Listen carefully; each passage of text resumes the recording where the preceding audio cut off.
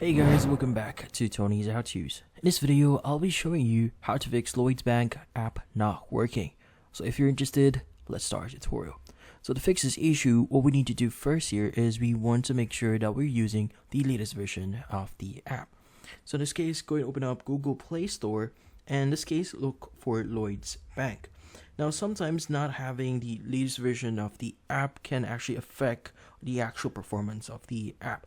So in this case, if you see any update button there, go ahead and click on it and wait for it to install. Now from here on, once you've actually installed it, you can go and click on open and see if that solves the issue. Now, if that doesn't solve the issue, the next thing you want to do here is you want to clear your cache. So in this case, go ahead and look for the Lloyds Bank app here, press and hold on it, and you want to click on app info at the very top. Now from here, click on clear data at the bottom right, click on clear cache, click on OK, and that will clear our cache.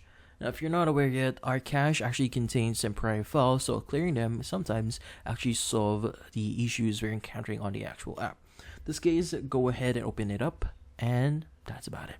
So hopefully this video was able to help you. Like and subscribe to NFT Inspo. Thank you for watching.